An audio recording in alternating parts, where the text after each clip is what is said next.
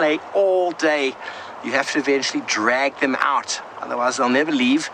Elephants show so much joy when they play in the water, and sometimes makes us rather jealous on warm days. I wouldn't be swimming in water there with 5.5 meter long crocodiles. The elephants aren't too concerned with the crocs.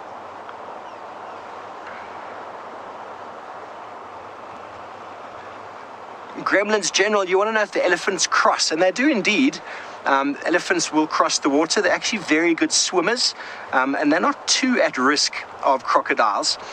So they cross whenever they want to, but it really depends on whether they need to. It's not like the herds that seem to just cross this way and that way. The elephants seem to have a little bit more of a plan when it comes to the water.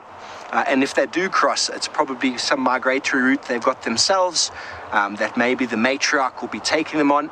Let's head a bit further south, or maybe away from the herds. Here comes another female. It's coming down to join the rest of the herd.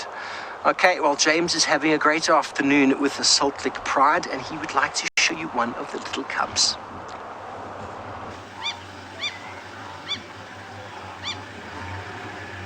We've just had the most wonderful little greeting ceremony here. The female started calling, the lioness, and the little ones came bounding up to her, jumped on her, and were very, very pleased to see their mother. The rest of the pride seems to be coming down this way, and if you do hear some vehicles, it is because, of course, this is high season in the Masai Mara, and there are a lot of people loving the wildlife that we're seeing over here. Now, you'll see how close they are to the herds. That's probably about 150 to 200 meters. And the herds will be very well aware of the lions here, because they are lit up with the sun straight in their eyes.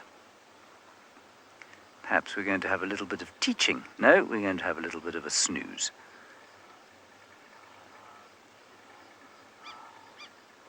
Now, interestingly, I say teaching, but lions don't teach their cubs to hunt necessarily. There probably is a little bit of example following, but if you raise a lion, an orphaned lion, and just release it into the wild, assuming it doesn't have trouble from other territorial lions, it will be able to hunt for itself. And so much of the hunting technique is probably refined over the years and learned through experience, but the instinct and the initial kind of tools to hunt are most definitely hardwired into the lions. We've got another lioness coming across the road now. She'll go up and greet them all as well. So we'll have a huge carpet in this magical light. You might just be able to hear her calling. Look. And that's also interesting because these cubs that we've been seeing are the same age, which means they're siblings. And that could easily just be an aunt. In fact, it's most likely an aunt. She doesn't look like she's suckling. And so all the lionesses within this pride will look after the youngsters. Oh, look at that.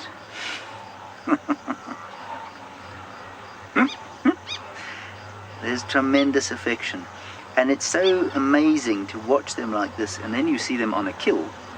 And they are so angry with each other. And they become so unfriendly to each other when there's a fight over food. We'll stay here and watch this wonderful carpet of lions developing. Hopefully the others will come too. Let's go down south to where David is watching some of the birds that benefit from the migration bounty. Jumbo Jumbo, and welcome to another part of the Mara where I have decided to shift the gears from all the mammals you've been seeing, from the lions, from the elephants, and I thought I'll show you some birds for a change, isn't it? Makes a bit of sense. All those are vultures, and we're very close to the Kenya-Tanzania border, and a very different area. Well, jumbo again, everybody. My name is David, and with me on camera is Bungay. Bungay, how are you? And welcome to the show, A Wild Wonderland. It's exciting to see different birds here, and I'm talking about the scavengers. And these particular scavengers of vultures, we call them the Rupaul's Griffon vultures. Rupaul's Griffon vultures. And they are congregating there. I was just counting them a few minutes ago, and I found there are over 100 vultures in that one area you see there. But what is interesting, there isn't any sign of a kill. Not one. I mean, I have looked, I have not seen any cuts, I have not seen any carcasses, and what they're doing in the very middle there, they're just blowing some dust, and I'm guessing there could be a ritual going on there. So what I want to do is to go around a little bit and find out whether there could be any carcass, but I highly doubt there's any carcass there. It could be a ritual of kind, some kind of roosting, and that might be interesting to watch at a close range. Otherwise, I want to find out if there could be any carcass. In the meantime, I'll take you across to Steve, to his elephants.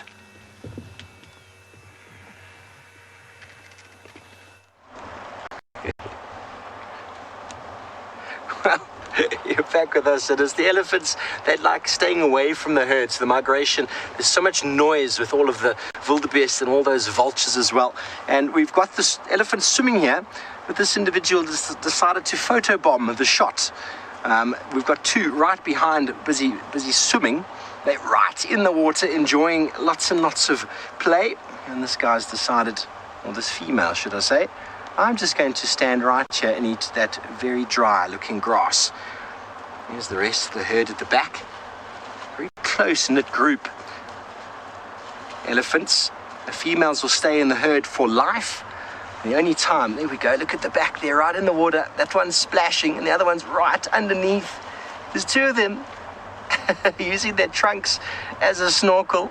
Elephant swimming, for me, is sometimes the most marvelous thing to witness. You'll be able to see the joy and the pleasure on their faces as they roll around in the water, cool themselves down. It is a privilege to be able to spend time with these big pachyderms. Very close-knit group. Mum with all of her babies at about the age of sort of between 12 and 16. The young boys get pushed away. Linda, you say how precious. It is so precious indeed to see them doing this. That one with its foot is trying to get some mud to churn up the water, maybe throw some mud on its head. Elephants don't get stuck in the mud because when they push their foot down, their feet actually push out hugely from either side, and then when they release the pressure, it sucks back up again. Not like us, our feet get quite stuck in mud. Better than hooved animals, they get really, really stuck in mud. Elephants are very good at navigating very muddy waters, very muddy areas.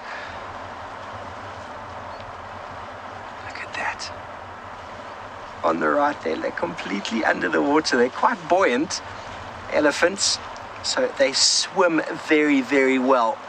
Okay, well, we are on the banks of the Mara River with this beautiful herd. It is the lifeblood of this ecosystem. Let's go and have a look how important it is for everything.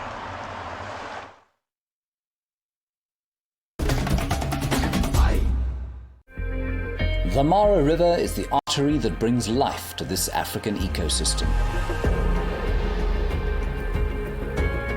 Thousands of animals live in its waters, from lazy herbivores to voracious predators. Thirsty animals must visit its treacherous banks. Travelers must brave the dangers lurking beneath the muddy surface. Hundreds of bird species forage on the shores and in the depths.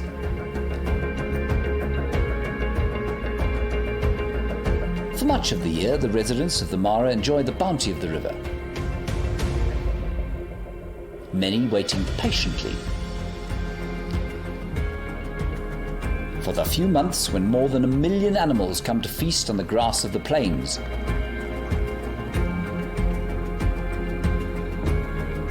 But the grass is green on both sides, and it is a temptation that overcomes even the deepest fears. This is feasting time for the greatest of the world's reptiles. But it's not only the crocodiles that take their toll on the herds. Panic Currents and cascading rapids account for an astonishing number of deaths each year. The Mara River is a paradox, providing both life and death. Nature, but there's all sorts of spectacles out here if you know where to look, and that's my favorite thing about being out on foot. A very good afternoon to you all. My name is Jamie, and behind the camera is Craig, and we've been really lucky over the past few walks. We've been walking all sorts of things, from buffalo to lions this morning. But being out here on foot in the greater Kruger is about more than just approaching the big animals. It's about looking for the little ones as well. And this particular little one is a flap-necked chameleon who has just woken up. So most of these little creatures estivate during the dry season. That's kind of like hibernation, but it is because of the dry season rather than temperature related. Now, this little flap-necked chameleon is so cold, but this is its favorite bush. It is an apple leaf tree, and you can see how effectively it uses its camouflage to pretend that it is a leaf. Now, what I'm hoping is, because we're going into evening time, I'm hoping that this chameleon's going to move out into the sun in order to bask and to warm up. Now, most animals out here at this time of evening enjoy a little bit of time spent in the sun, which of course makes everything, even elephants, seem that much more beautiful.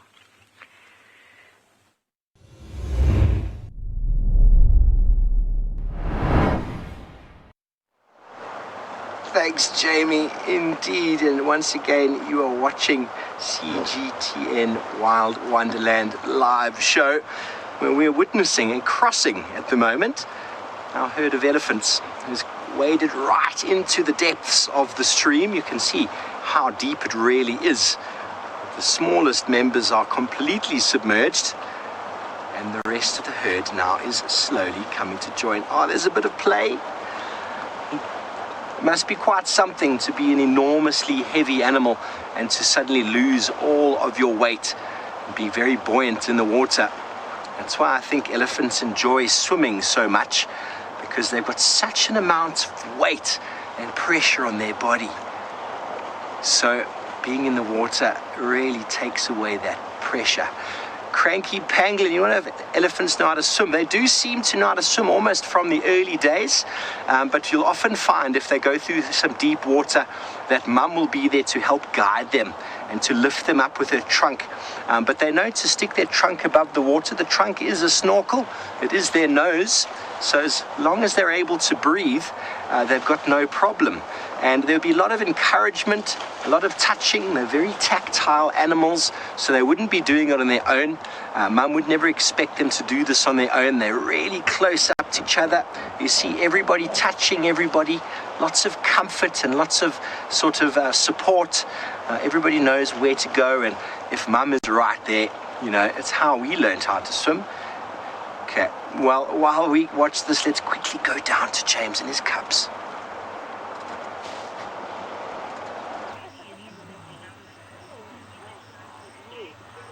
We've just been watching this lioness carrying her cubs, tiny little ones. These are the new ones.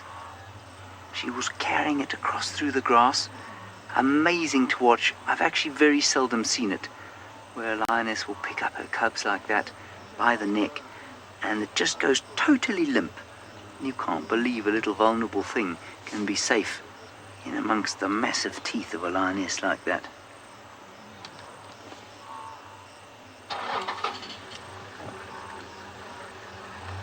Now, what she's trying to do is get them to join her so that they can go around and join the rest of the pride, I think. Obviously, they don't like to swim very much, and they're right in front of a pretty gorgeous little pond full of lilies and terrapins and lots of water birds. But what she's trying to do is encourage them to come with her. There we go, one of them's caught up with her now. I'll just go and have a look to the left. There we go, there's another little one there, just going through the grass behind her. Yes, Mina, in theory, lion cubs can be vulnerable to predatory birds.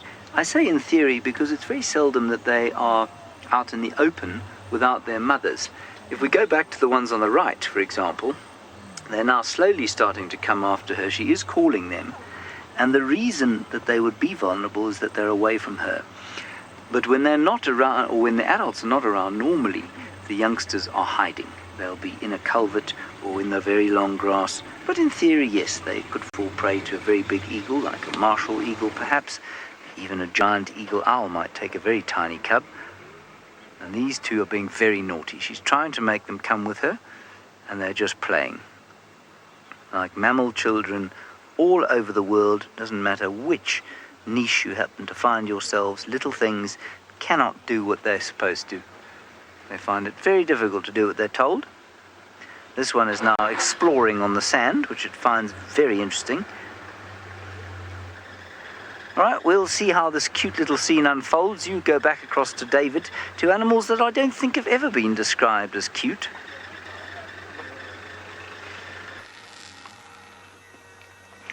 Lion cubs remain playful all the time, and I moved a little bit further to investigate what was happening here.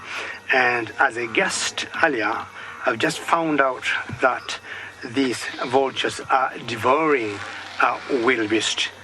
And not sure who killed the wildebeest, because on a closer look, most of its flesh remains, on the body. So I would think it could have died of some natural causes. Vultures do a tremendous job here in the African wilderness, and it could be a very different ballgame if we do not have this cleanup crew. They do a wonderful job. Let's have a listen to all what's happening there.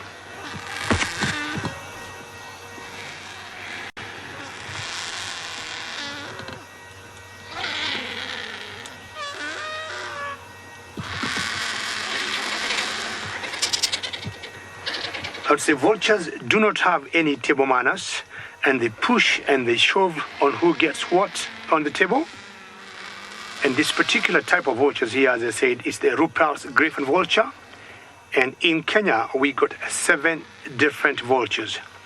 These particular ones are very gregarious. You'll get them in numbers from 20, sometimes up to 200 together. So what they need to do is to spread their wings out to look big, and by so doing, they intimidate the others to get close to the kill. Remember, we're coming to you live from the Masai Mara, and should you have any questions, you may ask us using hashtags CGTN Wild or Wild Wonderland. Well, I'm going to move on, trying to look for something else. In the meantime, we'll take you to my friend Steve, who I think is still by the river.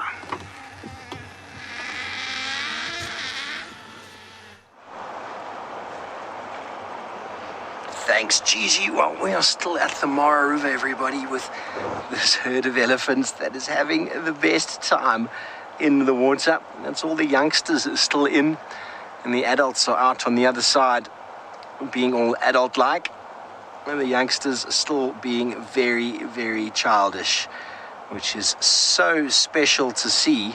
It's the first time I've seen this in the Mara.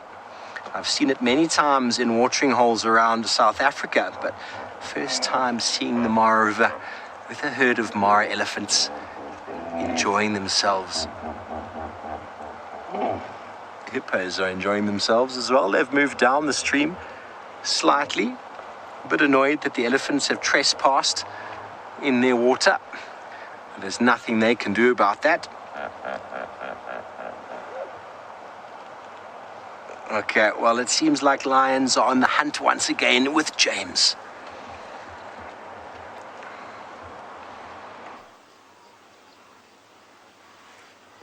Quite astoundingly, this lioness has come into a little sort of drainage gully, and she seems to be trying to hunt.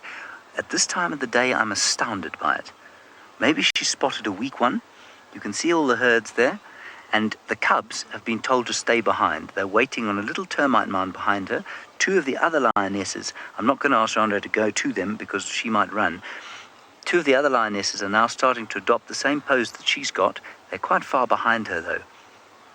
Now, I'm going to warn you that I think that the chances of her taking something here in this light are small, but they're not impossible. These lionesses do hunt at all times of the day during the migration.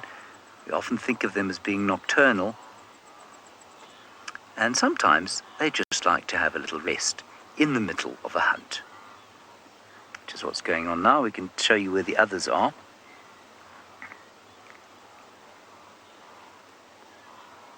There they are. As you can see, the cubs, they almost give an imperceptible little grunt or look that makes the cubs stop, because they were following her right up until then, and she turned, she looked at them, and they stopped moving, and then she carried on. Now, wildebeest have got very good eyes. They're very quick. They can see, they can hear very well, they can smell very well. I don't think the lions smell very strong to them, but sight here is their help, their major advantage. Also, the numbers that they have. They have a huge number of eyes looking around for things that might want to eat them, and these lions are just such things. And you can see them just drifting slowly away. At this distance, they wouldn't run. At this distance, probably about 150 meters or so, they're not going to run away from the lions. They'll stand and face them and alarm call. Alrighty, we haven't seen a male lion today, and down in the Kruger, of course, male lions are very famous for their black manes and their size.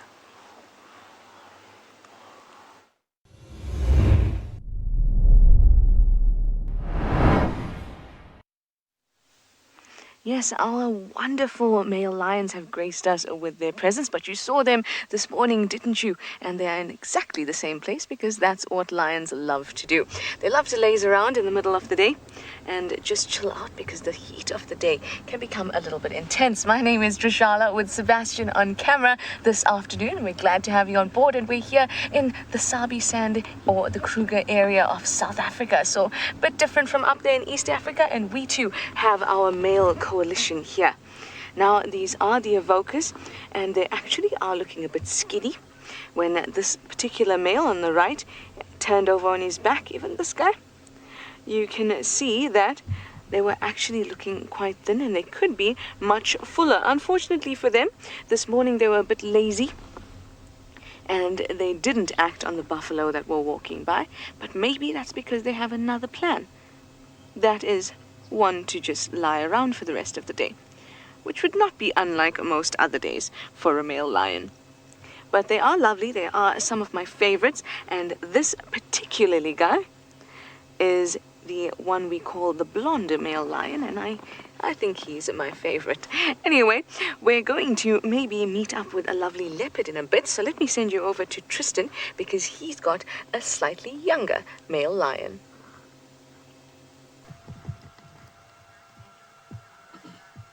We do indeed. He's wading his way through the grass and is now hopefully going to climb the rock for us. It's interesting to watch them as they try and scale these massive boulders. What are you doing, youngster? He's kind of wedging his bottom in so as he doesn't fall, but he'll scale all the way up to join his mom. There seems to be about 5 of them on top there, and 4 of them seem to be quite young, and he's by far the most curious of them all. And you can see he's busy kind of moving up the rock and is not getting much traction. There we go. Up you get, boy. Isn't that amazing? How cool is it to see lions playing in the rocks? It's one of the things that I always look out for on a safari, and to see it live is very, very special. There you go. You can see Mom has also stirred since we last saw her. How amazing is that? Right, well, my name is Tristan on camera. I've got David, and it is as good a welcome as you can get to the Serengeti in Tanzania. And you can see that these lions have been, well, sleepy for the most part of the afternoon, and all of a sudden have woken up. And it's, like I say, 4 siblings by the looks of things, and they've been quite playful. They're going up and down the rocks, and they've been watching lizards and all kinds of other things.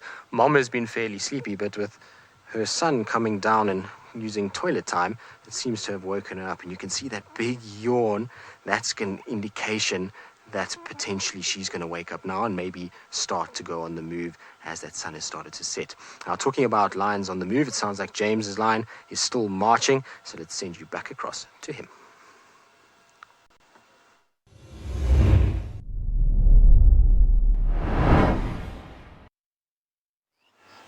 They are still on the move. They are moving closer to the herds. I really don't know what their strategy is here.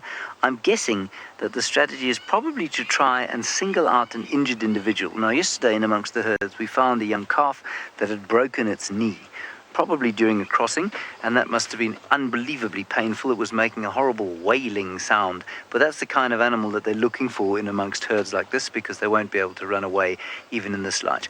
My name is James Henry. Gendre is on camera, and you are watching CGTN's Wild Wonderland live show, and we're sitting in amongst the herds of the great wildebeest migration, and we've got the Salt Lick Pride hunting them, looking for weakness, poking around, probing to see if perhaps there's an arthritic old one at the back, or a little one that's not quite aware of lions, or perhaps a tired one after too many years of migrating between the Masai Mara and the Serengeti. Hyenas are specialists at this kind of strategy. They will get in amongst a herd like this and just run until they single out one that's too tired. Mina, because it's difficult. Remember, as well evolved to hunt as lions are, remember that it's a constant evolutionary arms race. So as good at hunting as they are, so the wildebeest are as good at avoiding being hunted. And so it's a very difficult thing to do. And I would urge you to try and stalk. I don't know where you live, Mina, but go into a park somewhere and try and stalk a deer or something like that. Just try and get as close as you can to it. And you will notice that it is impossible. You can't believe how wily they are, how sharp they are, how they pick up on the slightest movement or the slightest sound or the slightest change in the wind direction. And so although it looks like this must be easy hunting, in this sort of light it really isn't. It's much easier than when the migration isn't here. So when they're hunting buffalo or warthogs or things like that, it's definitely easier than that. And that's why they're trying at this time of the day. But it's not easy at all. And if you've ever had to stalk an animal to get close to it, just to see how close you can get, you'll be astonished at how brilliant they are at trying to discern whether there's a predator or not. Right, now David Gathamba Gethu is just south of us, over those hills over there, and he would like to tell you a bit more about his herds. Well, the lions have a lot of success, and I would say for me, some of the most successful mammals that we got here are the wildebeest they're seeing, just making that single file on the walk. Let's just listen to them for a couple of seconds.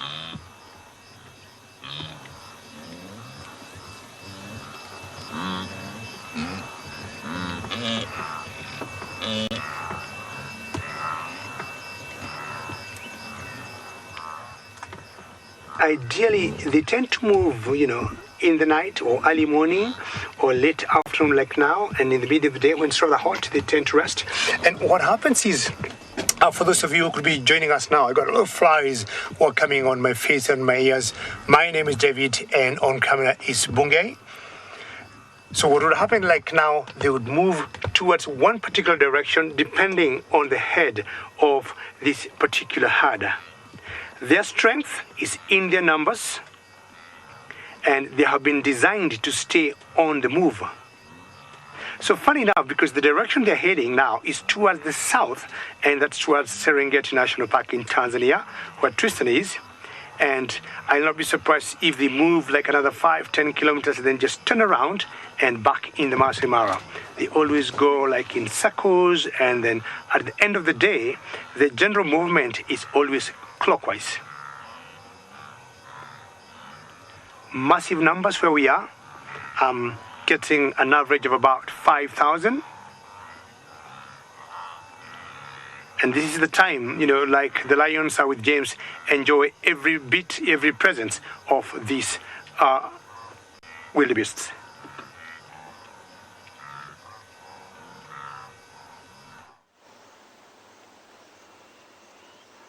They certainly do love this time of the year. I think it's impossible to estimate how many wildebeest there are. People often ask me, how many can you see?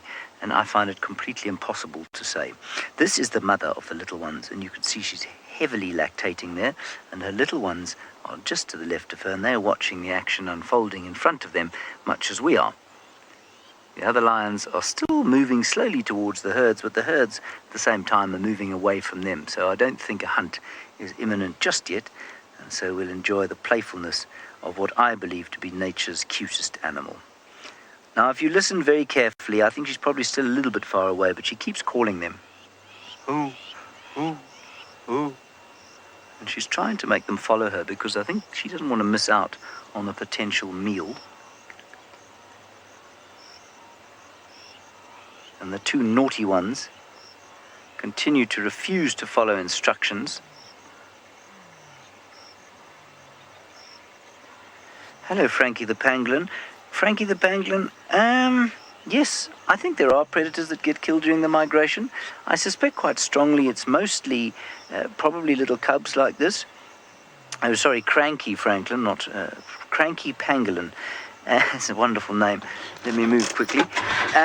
Yes, predators will get killed in the migration. I don't think by the herds, though. I think very few will be trampled or injured by the migrating herds. I think it's much more likely that they'll be injured by conflict with other predators. Remember I told you last night, perhaps, that the territories that lions have become completely disassociated. They overlap completely, and that brings the lions into a lot of conflict, and that, of course, can result in death from time to time. Right, we're going to go even further south now, while these little cubs decide to play with their mother, to Tristan and a rock-climbing cat.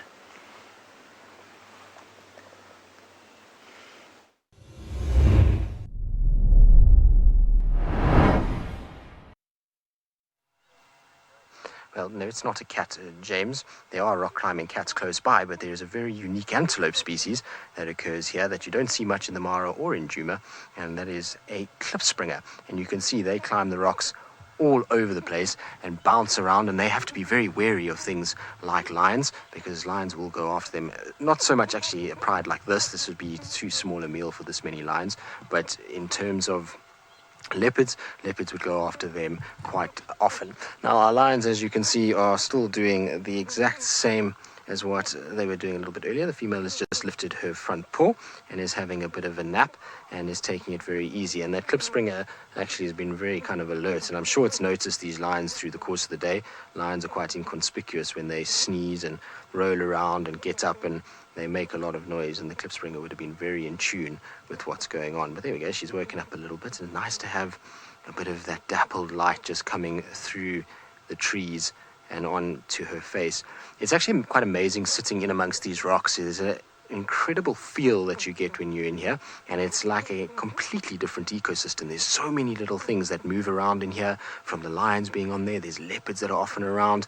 You find the klipspringers, you'll find agamas, and on all kinds of different birds as well that use these places as home. And it's an incredible spot just to sit for a period of time and listen and absorb, and it's actually really good for just kind of centering yourself a little bit. It really, really is nice. Now, while we watch our cats and hope that they start to wake up and start to move around, well, it doesn't look like it with this particular lady, let's send you back down south to South Africa as Trishala is being given the runaround. Yes, I certainly am. I'm just trying to get round this branch so we can see our lovely cat. There we go. Oh no, boy, are you going to walk to the side? Well, we can wait for him. There we go. Maybe we'll get a nice shot of him here. Hello, Hasana. You beautiful boy.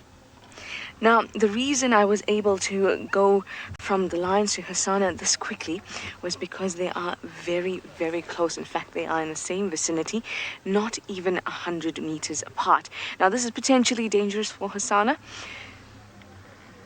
and I really do hope that he will have a good sense about him.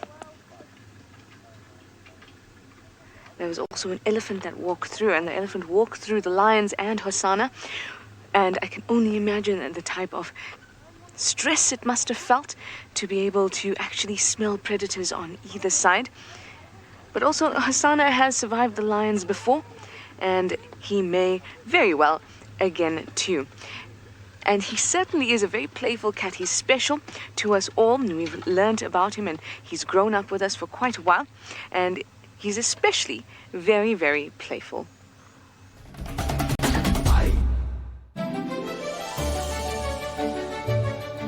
The little chief Hosanna is filling out and supposedly maturing. His dewlap, a flap of skin under his chin, is a sure sign of adulthood. Yet it would seem he is not ready to adopt the dignity and refinement of his father, the Duke. Hosanna continues to entertain with the clownish tomfoolery of his youth. His road to maturity is paved with self-made adventure.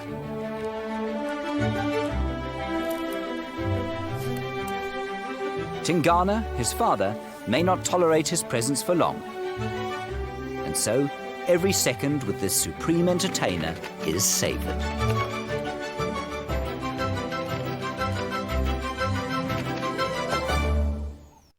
Hello everybody, and you are again watching the CGTN Wild Wonderland live show. My name is Steve Falcombridge, joined by James on camera, and may I introduce you to the North Clan.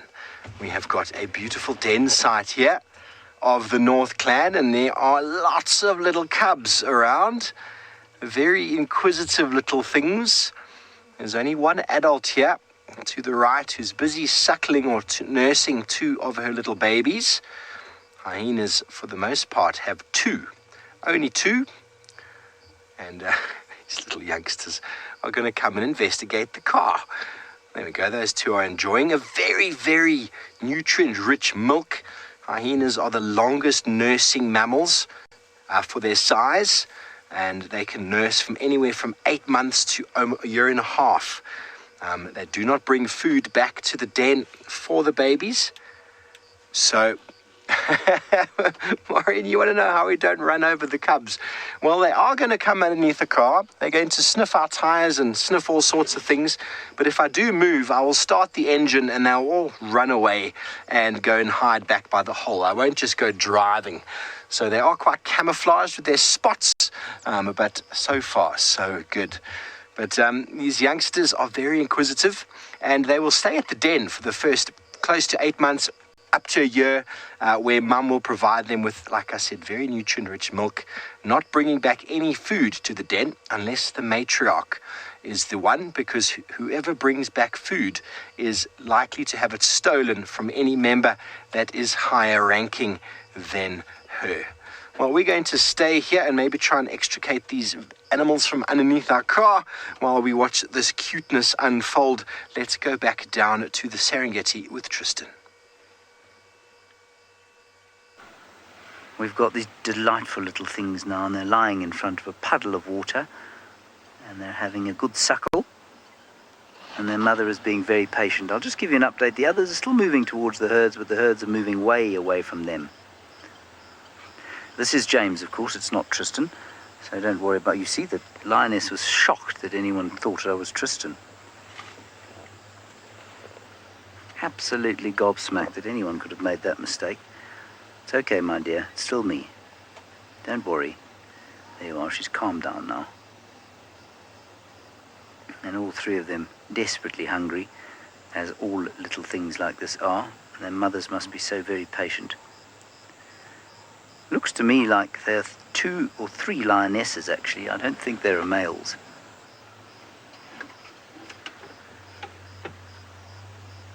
Which is quite interesting, and you can only tell that by looking under their tails.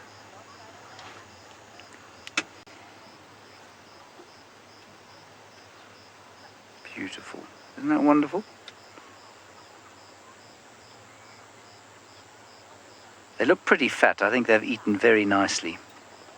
Indeed. And now the sun's coming out onto their beautiful faces.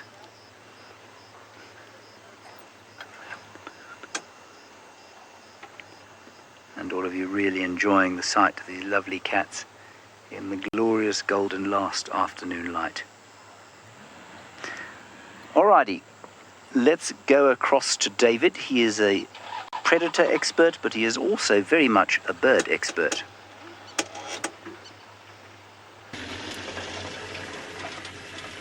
Well, I've been doing lots of birds today. I did the vultures, but now I've come to another bird of prey. And what I want to do first is to ask you a question. Which bird do you think this is? Which bird do you think this is? I'm sure I'm going to help you by giving you a few clues and hints up there. But should you know which bird this is, let me know. Hashtag CGTN Wild or hashtag Wild Wonderland. First clue, it is an eagle. Does that help? Second clue is the largest or one of the largest eagles that we got in Africa. It's going to be the largest, but it's one of the largest eagles that we got in Africa. So I already gave you a clue. It's an eagle. It's one of the largest eagles that we got in Africa. And should you know an answer, and there's no harm, give me a guess of who you think she is.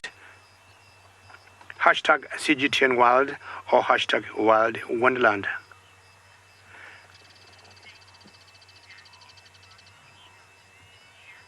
Sina, excellent, very well done. I'll give you a 10 out of 10, or would you like 100 out of 100? Yes, correct. That is a martial eagle. Very well done. And that's a martial eagle resting on a thorn tree. Excellent, Sina. You get a high five from Wild Wonderland Show all the way from the Masai Mara, and you're coming to you live. Look at her yellow eye and her hooked beak, because that's what they use to tear meat. It's a very important tool for these eagles because they're like surgeons. Without that hooked beak, it could be very difficult for them to tear anything apart. The females, not sure whether this is a male or female, of this particular eagle are slightly bit larger than the males. That's how we tell the difference, and a lot heavier, I would also say. And what they do, they always fly and catch very heavy prey, including gazelles, like the Thompson gazelles, or even impalas. Well, my show you go. Very good to see you, and return to send you to Steve, who got some hyenas.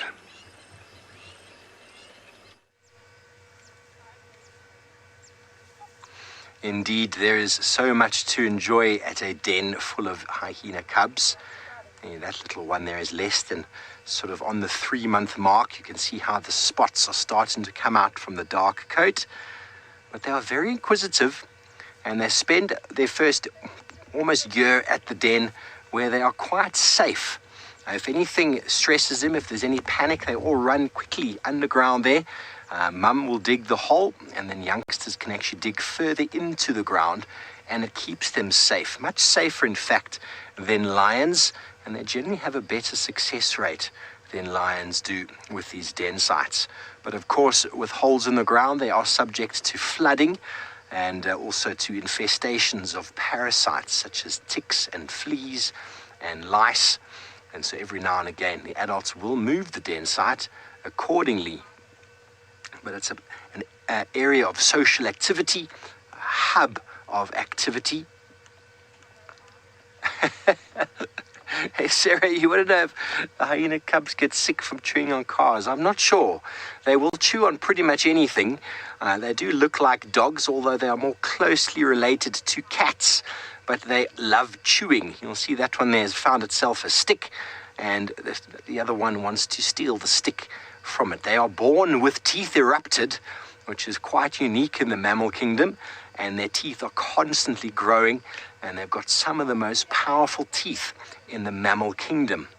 Now, we have spent an enormous amount of time with the North Clan, and in fact, there's research from Michigan State has been following hyenas in the Mara for 30 years, and well, we have got a lot of information about this exact den.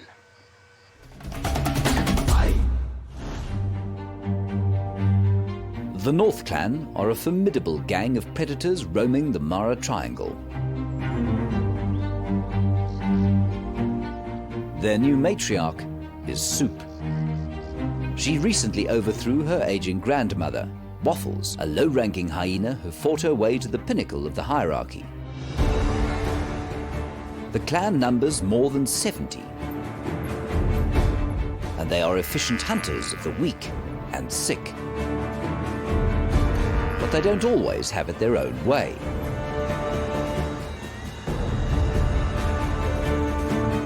The clan has also mastered the art of scavenging. And when this warrior band comes a-thieving, almost nothing can stop them. That North Clan is really quite something.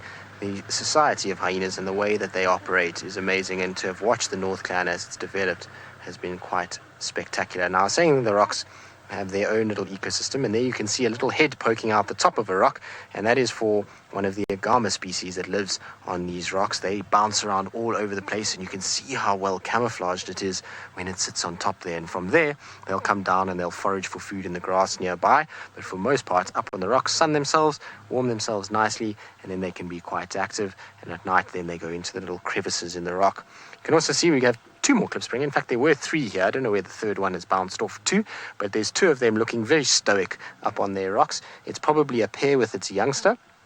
You often find klipspringers in pairs. They have a monogamous bond, and you'll find that they sit on top of these rocks like this in order to be able to watch out for predators.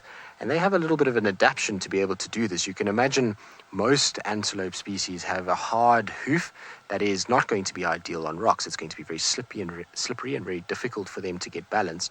So their hooves are slightly different. They're more rounded, and they have a more rubbery kind of feel to them, which allows them to sit very well on these rocks, and they can then climb over it.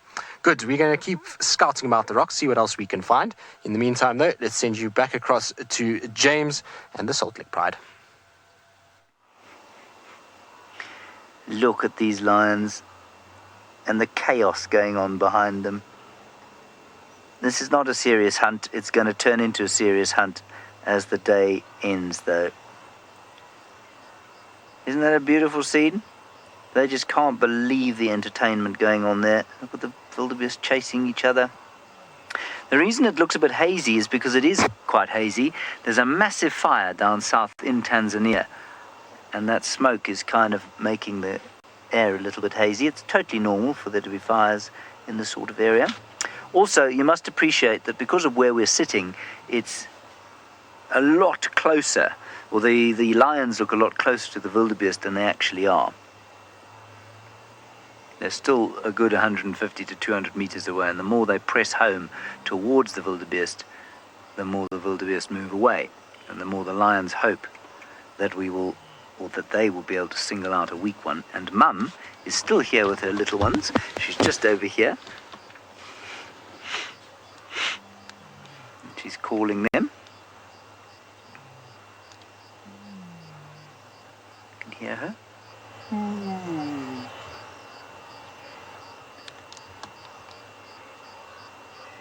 Oh, they're too cute.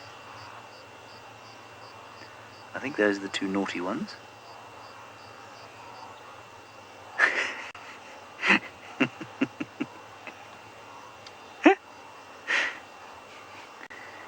People often ask why it is that these animals have tails. And I don't think there's often an obvious answer. Certainly in a lion's case, a lion survives just fine without a tail. And I wonder if it isn't just so that they can play with them. Purely an entertainment toy that evolution has given them. Look at this. There's so much loose skin on their bodies that they don't hurt each other, despite their needle little teeth. And very interestingly, unlike the hyenas you were watching with Steve, their cubs often fight like this, but what happens is that the playing has a very serious ramification. It establishes the hierarchy, but there's no hierarchy here amongst these little things. They're all equals. Mina Moo, you're wondering about genetics and the color of lions and the colors of their manes, and wondering if the genetics makes a difference. Yeah, it makes all the difference in the world. In the same way that you have blonde or dark hair or red hair, so it is, or straight hair or curly hair, so it is defined by your genes. And there are a number of genes that do it, it's not just one. And so the color of a lion is very much defined by their genes. In the case of a big male lion, we do know that within a locality, within a population, often black-maned lions have got higher testosterone levels, but of course that too is caused by genetics mostly. There's a little male. That one on the left is a male, so he will have a male eventually. So although the black mane on a male can be defined by testosterone, the testosterone level, of course, is not defined, but predicated on the genetics of the particular animal. So she's got at least one son, at least one daughter. I think there are 2 girls here now and 1 boy. I might be wrong. Let's look at this one.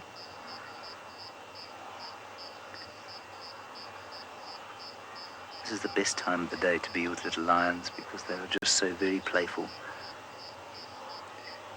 That's our little male. And he, interestingly, is slightly darker than his siblings. Now that also, Minamu, would definitely be defined by their genetics.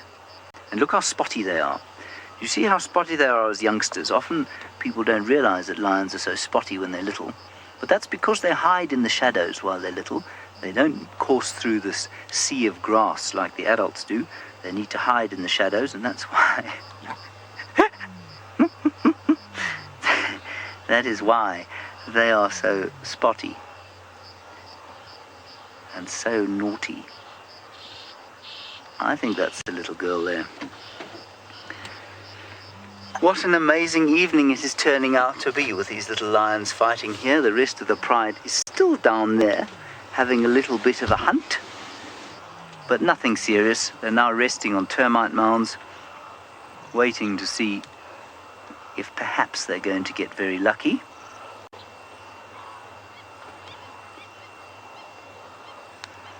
And we're just going to spend the last minute looking at these beautiful little cubs and their mother. Machine Gun Nest, what a name that is. You say that it is Cub Wars. Yes, it is Cub Wars, but of course, like most kids playing on a playground, it's just a game. And with these lions, it very much is a game. There isn't a hierarchical point to it. All right, everyone, that's going to be it from us. We will see you, of course, tomorrow morning. Thank you very much for joining us. Thank you for your questions and comments. It's been absolutely magnificent bringing you Africa from 3 live locations on CGTN's Wild Wonderland live show. So until tomorrow, I hope you've enjoyed yourselves, and I hope that we will see you all aboard the world's largest safari. Bye-bye.